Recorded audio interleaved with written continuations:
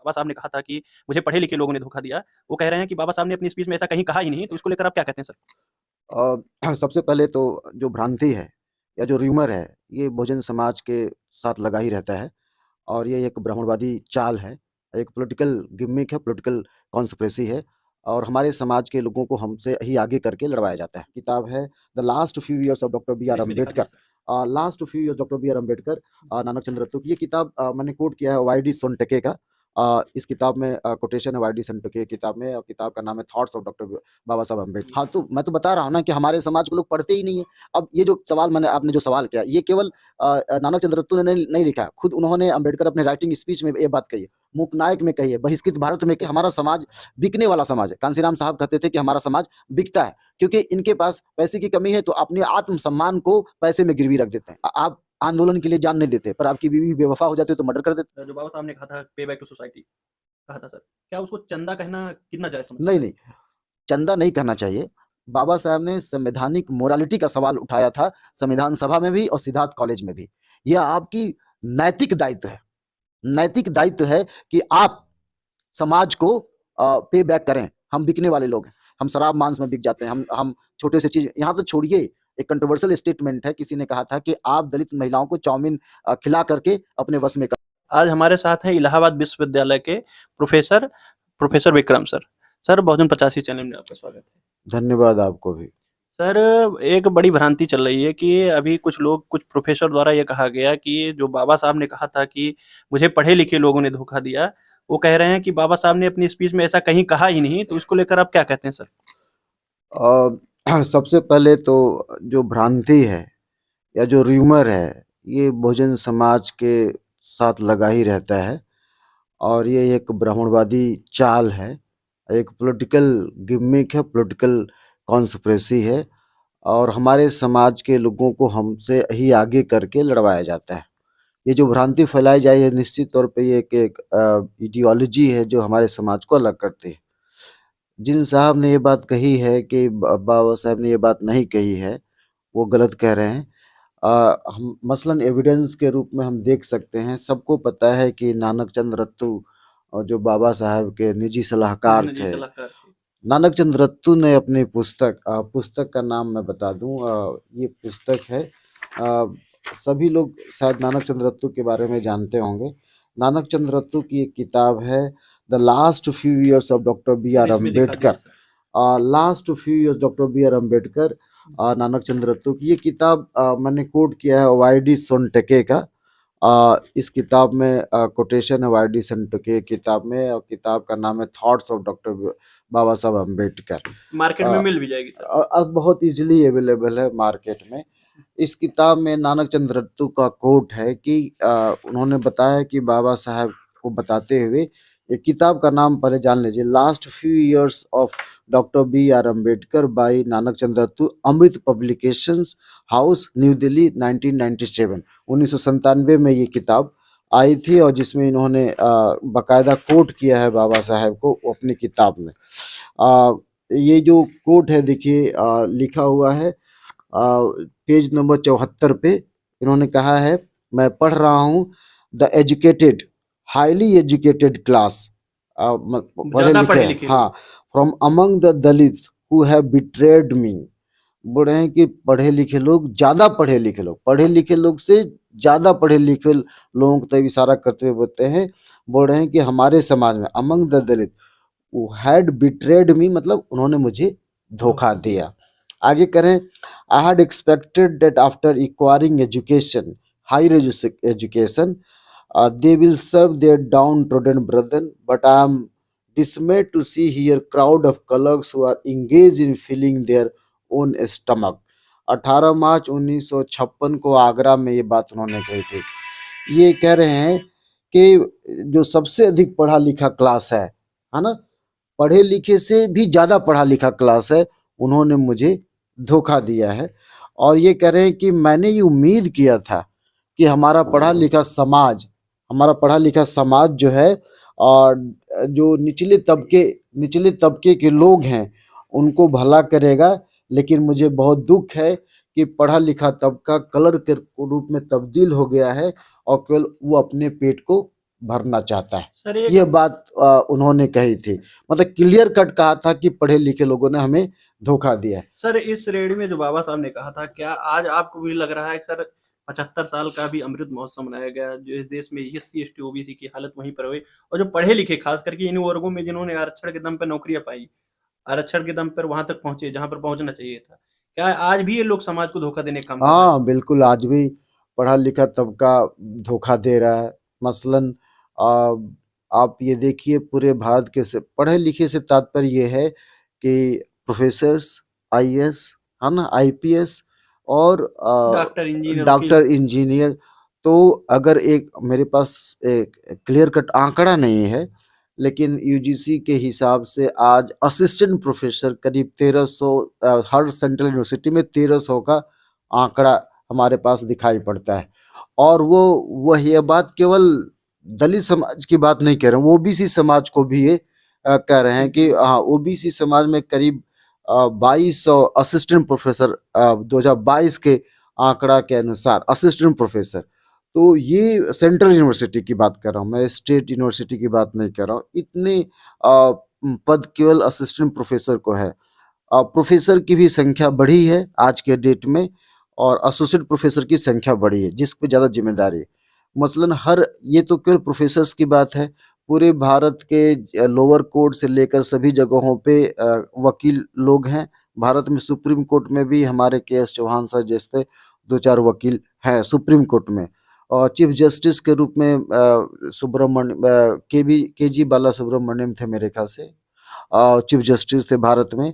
हमने राष्ट्रपति के पद पे भी दलित को देखा है, हाँ, रामनाथ कोविंद के रूप में, और एसटी के रूप में हमने द्रौपदी मुर्मू को जी को देखा है। तो आप ये नहीं कह सकते कि पढ़े लिखे लोग नहीं हुए। बाबा साहब के आरक्षण के बल पे पढ़े लिखे लोग हुए, लेकिन इन लोगों ने पूरे भारत के यूनिवर्सिटीज में रिजर्वेशन फॉलो नहीं किया गया। क्या पढ़े लिखे लोगों की जिम्मेदारी नहीं थी कि इसके खिलाफ आवाज उठाते? सर तो टीवी में तो मस्त है सर, वो लोग तो समाज को अपना हाँ, तो भला देख रहे हैं। खुद बाबा साहब कह रहे हैं ना आगरा में रोते हुए कि हमें दुख है कि हमारे लोग अपने पेट भरने के लिए तो ऐसा कहा ही नहीं था, लोग कह रहे हैं, तो प्रोफेसर लोग कह रहे हैं ऐसे, जो आप नहीं जैसे प्रोफेसर दिल्ली में जो प्रोफेसर बड़े, उनका नाम नहीं लेना चाहता सर, लेकिन उन्होंने ऐसा लिखा कि बाबा साहब ने कहा ही नहीं था कि मुझे पढ़े लिखे लोग नहीं नहीं नहीं, ये गलत बात है। मैं एविडेंस के साथ बात कर रहा हूँ, कहा तो है, और ये बात सब जानते हैं। मसलन जो भी व्यक्ति मीडिया में है, यूनिवर्सिटी में है, सबको पता है कि उनका साथी साथ नहीं देता। मना मैं एक घटना का जिक्र करना चाहता हूँ। एसी कमीशन में गया था अपनी समस्या, मैंने यूनिवर्सिटी की समस्या को सबको पता था अखबार में। जब मैं सांपला जी से मिला, एसी कमीशन चेयरमैन से मिला, तो उन्होंने हमसे बात कही, ये पर्सनल डिस्कशन है फिर भी मैं आपको बता रहा हूँ। उन्होंने हमसे कहा कि बेटा आपको फादरली और ब्रदरली आपको एडवाइस कर रहा हूँ कि आप एसी कमीशन में वो लोग आते हैं जिनकी पर्सनल समस्या होती है, व्यक्तिगत समस्या होती है। आप तो पूरे भारत की समस्या लेकर आए हैं, तो लोग तो आपको मारेंगे ही। हाँ, और उन्होंने ये साफ साफ बातें कही कि बीजेपी में होते हुए भी ये बात कही कि हमारा समाज बहुत कमजोर है। साफ साफ उन्होंने कहा, चूंकि हमारा समाज बहुत कमजोर है, इस वजह से जो कास्ट की बात है वो बहुत डोमिनेट सर करते हैं। एक बड़ा सवाल है सर आपसे पूछना जी, इसको आप कैसे देखते हैं सर? हम देखें तो बहुजन समाज के लोग, जहां तक मेरा अभी तक मैंने देखा कि बहुजन समाज के लोग, एससी एसटी ओबीसी के लोग आपस में बहुत लड़ना जानते हैं, दुश्मन को टारगेट कर नहीं लड़ते। ये जब समाज में लड़ना होता तो आपस में ही लड़ते, इसको कैसे देखते हैं सर? क्योंकि क्योंकि यही तो ब्राह्मणवादी व्यवस्था की चाल है ना। कास्ट में हमें डिवाइड कर दिया गया है। हर कास्ट को हर कास्ट अपने कास्ट से ऊंचा मानती है या नीचा मानती है, और उस हेजिमनी में क्या होता है कि एक दूसरे को नीचा दिखाने का। अच्छा, दूसरी बात, हमारे समाज के लोग अपने ही लोगों की कमियां जानते रहते हैं, है ना। हर कमी जानते रहते हैं, उनको अपने समाज से वो रिस्पेक्ट प्राप्त नहीं होता जो दूसरे समाज से रिस्पेक्ट प्राप्त होता है। तो ये तबका वंचित तबका, ये सम्मान का भूखा है। उनको अगर कोई अपर कास्ट का आदमी प्यार से आई लव यू बोल देगा तो वो उसके लिए जान दे देंगे, और मैं आई लव यू बोलता रहूंगा तो जान नहीं देंगे, हमें बेवकूफ एक उदाहरण समझेंगे। है सर कि अगर आप जैसे लोग जय भीम बोलते हैं तो वायरल नहीं होते हैं, लेकिन अगर वहीं पर दिव्य कीर्ति ओझा सर जैसे लोग अगर जय भीम बोल देते हैं और सोशल मीडिया पर वायरल होता है तो हमारे लोग उनका बड़ा वीडियो वायरल करते हैं, अब जैसे लोग पीछे रह जाते हाँ हैं। बिल्कुल, मैंने बताया ना कि हम लेजिटिमेसी, एक सिद्धांत है वैधता का सिद्धांत, लेजिटिमेसी का, इसको वैधता कहते हैं। अब दलितों की वैधता कहाँ से प्राप्त होती है? तो ब्राह्मण अगर आपको लेजिटिमाइज कर दिया किसी चीज के लिए तो आप उसको मान लेते हैं। वही बात दलित समाज का या ओबीसी समाज का कहेगा तो उसको आप लेजिटिमाइज नहीं करते। लेजिटिमाइज का मतलब जैसे कि वैधता, राशन कार्ड, आधार कार्ड, आपको वैधता पर, मान लीजिए कोई बच्चा जन्म हुआ जिसका जन्म कानूनी रूप से सही नहीं है, तो सरकार उसको वैधता देती है, तभी तो हमारे पिताजी का नाम पता है।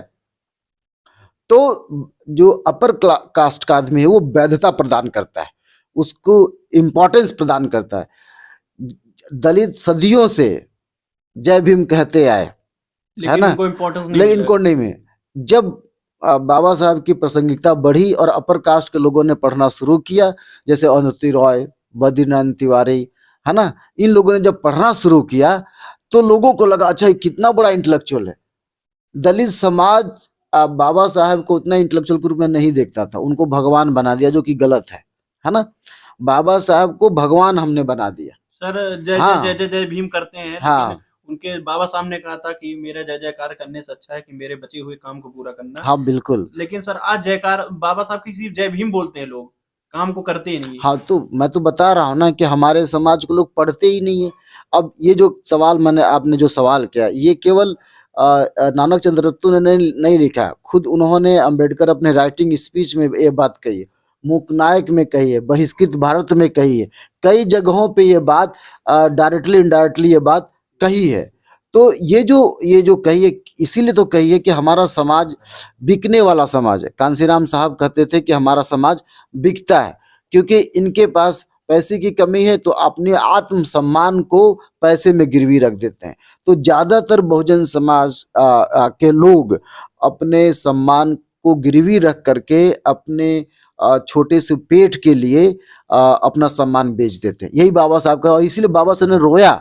आश्चर्य क्यों, मुझे तो आश्चर्य होता है कि दलित समाज को या ओबीसी समाज को या बहुजन समाज को शर्म क्यों नहीं आती। सर वो तो सिर्फ 14 अप्रैल को और 6 दिसंबर को ही जागते हैं, उसके बाद फिर साल भर सो जाते हैं, ऐसा मैंने देखा सर। नहीं ऐसा है, लाखों संगठन है लेकिन हाँ आज ऐसा भी है, ऐसा है, सो जाते। तभी तो आपकी बेटी बहनों के साथ रेप होता है। क्यों नहीं किसी ब्राह्मण की लड़की के साथ रेप हो जाता और उसके रेप के एवज में माने पूरी लॉबी जो है आ जाती है। क्यों दलितों के साथ ही रेप था, क्यों बहुजनों के साथ ही रेप होता है, क्यों उन्हीं का मर्डर होता है, क्यों उन्हीं के साथ अत्याचार होता है। ये तो आदत बन गई है। अब तो रोज अखबार में पढ़ना कि फलानी कहीं लड़की के साथ, पानी पीने की हाँ वजह से रोज आदत पड़ गई। और हमारी चमड़ी इतनी मोटी हो गई है, या आंख में हमारे पानी नहीं है, या थक नहीं सूख रहे गए, मार खाते खाते। हाँ थक नहीं रहे। और उन जो मार खा रहे हैं उनके अलग, जो इंटेलेक्चुअल्स हैं, बाबा साहब जिसको कह रहे हैं, वो उनकी आंखों में पानी नहीं है, शर्म नहीं है। वो इतना बेवफा लोग हैं, इतने धोखेबाज लोग हैं कि समाज में बाबा साहब के ऋण जो था उसको तो छोड़िए, ऋण तो गया भाड़ में, है ना। बाबा साहब की एक एडवाइस को भी ठीक से अपने जीवन में उतारते नहीं, एक एडवाइस को ठीक से जीवन में उतारते नहीं। केवल मलाई लेना है, मलाई किसका, रिजर्वेशन का, और रिजर्वेशन का मलाई ले करके जिंदगी भर वो उपभोग करते रहते हैं। सब कुछ बाबा साहब का किया है ना, बाबा साहब ने सब कुछ दिया, रिजर्वेशन का दिया, हक दिया, जीने का अधिकार दिया, इंसान होने का अधिकार दिया। क्या हमारा समाज इतना गया गुजरा है? और गया गुजरा है, गया गुजरा है। इसीलिए प्रेमचंद ने जब कफन की कहानी लिखी तो उसमें दिखाया कि घिसू और माधव बेच दिया, है ना। तो कल्पना से विहीन है। हालांकि प्रेमचंद पे बहुत आरोप हैं, मैं उस आरोप पे नहीं जाना चाहता, लेकिन जिसकी भी आप राइटिंग पढ़ेंगे, है ना, चाहे प्रेमचंद की पढ़े, चाहे ओम प्रकाश वाल्मीकि के पढ़ें, चाहे मोहनदास मिश्र सर की पढ़ें, किसी की भी राइटिंग पढ़ें, वहां पे हम एक दयनीयता के रूप में देखते हैं, एक एक कमजोर के रूप में अपने को प्रेजेंट करते हैं। और प्रेजेंट क्या, सच्चाई है, सच्चाई है। कोई गोबहा रोटी खा रहा है, कोई सुअर खा रहा है, कोई चूहा खा रहा है, चूहे खाने वाली जात बन गई है, रैट ईटर बन गया, अपनी महिलाएं सेक्सुअल प्लेजर दे रही हैं टेम्पल में, जिसे देवदासी नाम दिया गया है। और इतना ही नहीं, आप अब माँ बाप ही अपनी बेटी को ले जाकर के टेम्पल में दान दे रहे हैं। सोरा सिंह मोहनदास मिश्रा ने कई कहानियां लिखी हैं कि शादी के बाद पहली रात बेटियां दोहला प्रथा जो था, हाँ, अपने अपर कास्ट में, तमाशा भी यही है। अभी हाल ही में महाराष्ट्र की घटना तमाशा, जिसमें अश्लीलता का बखान होता है। तो आप म्यूजियम में चले जाइए, जितना भी भारत का संग्रहालय है, तो जो अपर कास्ट की औरतें हैं उनकी तस्वीर नहीं देखेंगे, हमारी औरतों का ब्रेस्ट आपको दिखाया जाता है, उनका योनि पार्ट दिखाया जाता है हर म्यूजियम पे। और कहीं यक्षिणी के रूप में ये दिखाते हैं कि ये राक्षसी हुआ करती थी, या इस तरह के, उनका भी नंगा तस्वीर है, उनका पीछे का बुटक का पूरा हिस्सा दिखाया जाता है, कमर दिखाया जाता है। पूरा मध्यकाल के म्यूजियम में जो मुगलों की रानियां, उनका तो पिक्चर है ही नहीं, पेंटिंग है ही नहीं, और हमारे ही महिलाओं को दिखाया जाता है। एडगर थ्रस्टन ने नंगी नंगी तस्वीरों का जिक्र किया। और आपको खुद ही पता है कि एक प्रथा चली थी कि ब्रेस्ट को ढकने की प्रथा, और हमारी महिलाएं को ब्रेस्ट को ढकने की प्रथा नहीं थी, नीचे केवल वही छाल के। तो आप जैसे दैनीय, और पढ़ने के बाद लोगों को गुस्सा क्यों नहीं आता? सर ये इतिहास अगर बताया जाता है लोगों को, तो लोगों को लगता है कि क्या कहते हैं, ये लोग अब समाज में लड़ाने का काम कर रहे हैं। आज ये बताने की जरूरत नहीं है, वर्तमान समय में किसी तरह बहुजन समाज राजनीति में पहुंचा, ऐसा कहा जा रहा है। हाँ, नहीं, चाहे कहीं भी पर आप आंदोलन के लिए जान नहीं देते, पर आपकी बीवी बेवफा हो जाती है तो मर्डर कर देते हैं। अभी हाल ही में एक रिपोर्ट आई है भारत में, इलाहाबाद के संदर्भ में, कि बम मारने वाले, पुलिस ने जारी किया, मुझे एग्जैक्टली किसी पत्रकार ने कहा कि बम मारने वाले कौन है, तो ज्यादातर पासी हैं, चमार हैं, गदऊ पासी का नाम उसमें आया है, छोटी जाति बिरादरी के लगे। तो तुम अपर कास्ट के लिए बम मार सकते हो, तुम अपने लिए बम नहीं मार सकते। कभी कास्ट सिस्टम के लिए बम मारने की कोशिश की गई है? नहीं मारेंगे। कभी कास्ट सिस्टम में अस्मिता का सवाल, तो कभी बम मारने की कोशिश की गई? तो उनके लिए तुम क्यों शूटर बनने जा रहे हो? उनके लिए क्यों तुम शूटर बन रहे हो भाई? उनके लिए क्यों तुम फिदाइन बनने की बात कर रहे हो? तुम उनके लिए कर रहे हो, तुम अपने लिए क्यों नहीं कर रहे हो? है ना? उनके लिए शूटर बनने की क्या जरूरत? अरे आपके साथ अत्याचार रोज हो रहा है, आपको तनिक भी शर्म नहीं आती, तनिक भी दया नहीं आती कि सदियों से कितना अत्याचार किया गया है, और उस अत्याचार को हम एक कल्चर हेजिमनी मानकर भूल जाते हैं। सर लास्ट सवाल था सर, जो बाबा साहब ने कहा था पे बैक टू सोसाइटी कहा था सर, क्या उसको चंदा कहना कितना जायज समझते हैं? नहीं, चंदा नहीं कहना चाहिए। बाबा साहब ने संवैधानिक मोरालिटी का सवाल उठाया था, संविधान सभा में भी और सिद्धार्थ कॉलेज में भी। यह आपकी नैतिक दायित्व है, नैतिक दायित्व है कि आप समाज को पे बैक करें। तभी तो बाबा साहब ने ये बात कही थी कि भाई पे बैक किस लिए कहा था? बाबा साहब ने इसीलिए कहा था कि आप पढ़े लिखे, हमें ज्यादा जरूरत है, हमें ज्यादा जरूरत है पे बैक करने को, क्योंकि बाबा साहब ने ये चंदा की बात नहीं की थी। बाबा साहब ने कहा कि यदि आप पढ़े लिखे हैं तो आपको अपने सैलरी का 20%, 5% समाज को देना चाहिए, और ये नैतिक दायित्व है। हम इस दायित्व को कहीं निर्वहन करते नजर नहीं आते। अगर किसी ने थोड़ा सा पैसा दे दिया, उसका हिसाब मांगने लगते हैं, तो हिसाब मांगने लगते हैं। और ये नहीं समझ में आता है कि जितने हमारे समाज में यूट्यूबर हैं, जितने हमारे साथ मीडिया पर्सनालिटी है, जितने हमारे साथ में लीडर हैं, जितने हमारे समाज के, बहुजन समाज के अगुआ हैं, भाई वो आप ही के बदौलत तो जाएंगे, तभी तो बामसेव की स्थापना है। साहब कांसीराम ने कुछ और क्यों नहीं स्थापित किया? बामसेव क्यों? बामसेव पढ़े लिखे लोगों का फेडरेशन था, उनको पता था कि पढ़े लिखे लोग फंड कर सकते हैं। बाबा साहब कांसीराम ने मोबिलाइज किया, लेकिन ये कुछ ही समय रहा। लेकिन कहा जा रहा है सर कि बामसेव के लोग वर्तमान में फंडिंग करते हैं, लेकिन सर अभी जैसे आरएसएस को 100 साल होने वाले हैं, उनके कॉलेज यूनिवर्सिटियां हैं, हर जगह है, लेकिन अभी बामसेव वहां तक नहीं पहुंच पाई है कि अपने कॉलेजें और यूनिवर्सिटियां और तमाम चीजें इसे उपलब्ध कराएं बहुजन समाज के लिए। क्या सर वर्तमान में ऐसा हो सकता है सर? भाई मैं कह रहा हूँ कि पूरी दुनिया का हिस्ट्री उठा कर देख लो, पूरी दुनिया का। प्रोटेस्टेंट बहुत बड़ा धर्म नहीं था, वो तो बाद में धर्म बना। लेकिन प्रोटेस्टेंट जब जर्मनी से और उठा, है ना, फ्रांस से, जर्मनी से, स्पेन से, डेनमार्क से, कई जगहों पे जब ये प्रोटेस्टेंट का विस्तार हुआ तो कुछ ही समय पूरी दुनिया में विस्तार हुआ। आप क्यों नहीं विस्तार कर पाते? कुछ ही समय में क्यों नहीं कर सकते? क्योंकि आपके अंदर चोर है, आपके अंदर नैतिकता की कमी है, आपके अंदर जो लालच है। हम लालची लोग हैं, हम बिकने वाले लोग हैं, हम शराब मांस में बिक जाते हैं। हम छोटे से चीज, यहाँ तो छोड़िए, एक कंट्रोवर्शियल स्टेटमेंट है, किसी ने कहा था कि आप दलित महिलाओं को चाउमीन खिला करके अपने वश में कर सकते हैं, इस तरह का आरोप है। और हर जगह पे लिखा गया है कि दलित महिलाओं को बहुत आसानी से अपने कुछ का लालच देख करके अपने जिंदगी में अपना सकते हैं। तो ये लालचपन क्यों है? हमको ये नहीं समझ में आ रहा है कि ठीक है भाई, ब्राह्मण भी तो बहुत गरीब होता है, ऐसा तो नहीं कि केवल बहुजन समाज लेकिन सर गरीब, वो अपने उद्देश्य लेकिन के वो साथ उसका, समझौता नहीं हाँ, करता। अपने उद्देश्य के साथ समझौता नहीं करते। कई जगहों पे मुकनायक में बाबा साहब ने लिखा है, कई जगहों पे गरीब गरीब ब्राह्मण भी अपना पुरोहित का कार्य करता है, वो समझौता करता है क्या? वो अपनी इडियोलॉजी को क्या क्या अपनी इडियोलॉजी को मनवाने के लिए अपनी बेटी बहन को भी शादी करवा सकता है, लेजिटिमाइज करने के लिए कुछ भी कर सकता है। वो कुछ भी आज तक कैसे ब्राह्मणवाद जिंदा है? सर इन सब विषयों पर आप जो बहुजन समाज के जो पढ़े लिखे वर्ग हैं उनको क्या संदेश देना चाहते हैं? उनको संदेश दे देना चाहते हैं कि आप इस गुलामी से निकलिए, आप इस मानसिकता से निकलिए। आपको कम मिले खाने के लिए, पर कंप्रोमाइज मत कीजिए, है ना। आपको मरना पसंद है ना, आप मर जाइए लेकिन कंप्रोमाइज मत कीजिए।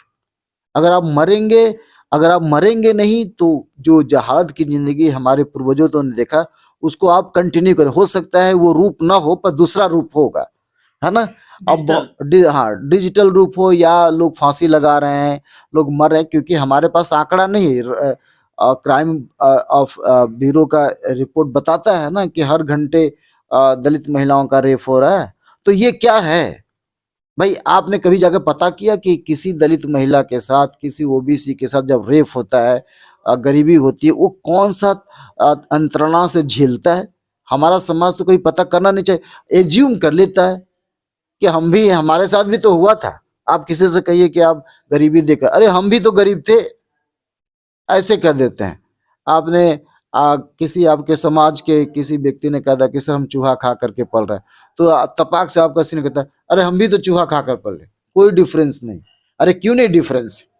आज के डेट में जब इतना सरकारी वेलफेयर स्कीम्स आता है, फिर भी हमारा समाज अगर चूहा खा रहा है और हमारा समाज अगर कीड़े मकोड़े की जिंदगी जी रहा है, तो ये लानत है ना हमारी जिंदगी पे। हाँ, पढ़े लिखे में लानत है। इतने आईएएस है, इतने पीसीएस है, सबका घर क्यों चमक जाता है भाई? कुछ दिन, एक बार एक टर्म अपने एमपी रहे, पता चला कि आपका घर आलिशान हो गया। कुछ एमपीज का नाम नहीं लूंगा, यहीं पे जो या करके कचहरी में जा करके वकीली करते थे, आज उनका घर जाकर देखिए, है ना। एक कोई कोई कोई प्रधान बन जाते हैं, उनका घर जाके देख लीजिए। इसी विषय पे बाबा साहब ने कहा था मुझे पढ़े लिखे समाज के लोग हाँ, आज भी धोखा देने का काम कर हाँ, रहे हैं। वो लगातार जारी रहेगा जब तक आपकी आत्मा, बाबा साहब की आत्मा क्या मर गई थी क्या? भाई बाबा साहब की आत्मा जिंदा थी तभी तो हम लोग जिंदा हैं। उस समय तो ज्यादा समस्या फेस करनी रही होगी ना।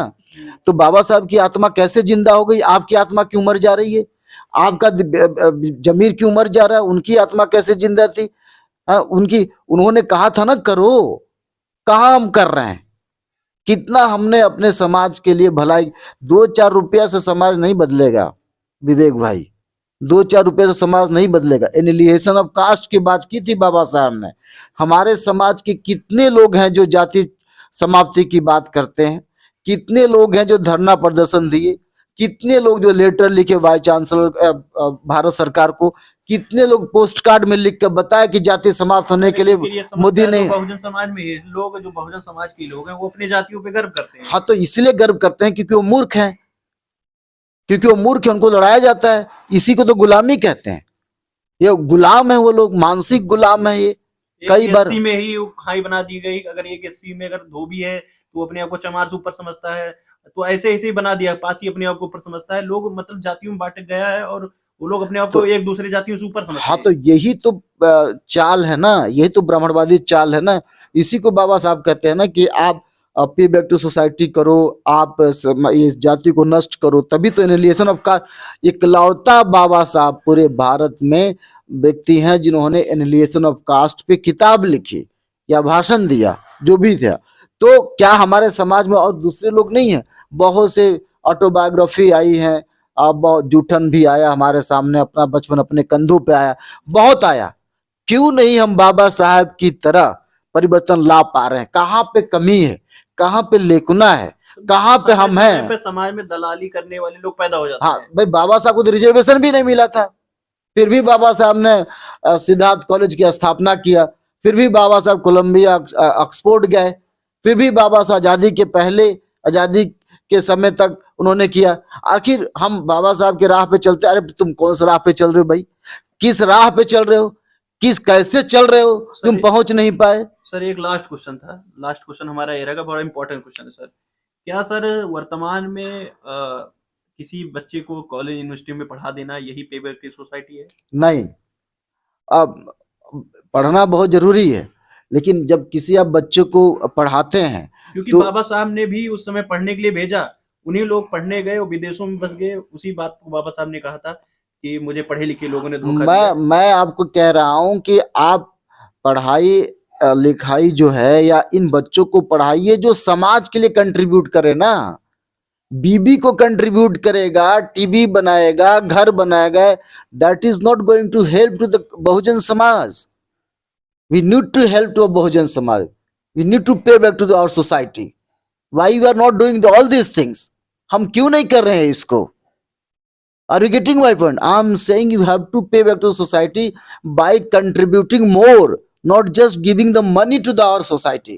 मनी से बात नहीं बनेगी, आपको अपना दिल देना पड़ेगा, दिल से करना पड़ेगा, चालाकी से नहीं।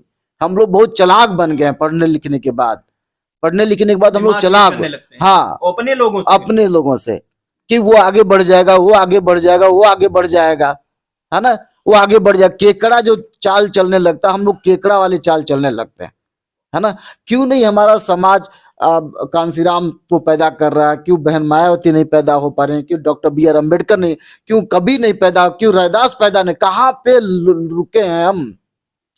इसलिए रुक गए कि हमारे समाज का जो चेतना है वो मर चुकी है, और हम पैसे में, पूंजी में अंधे हो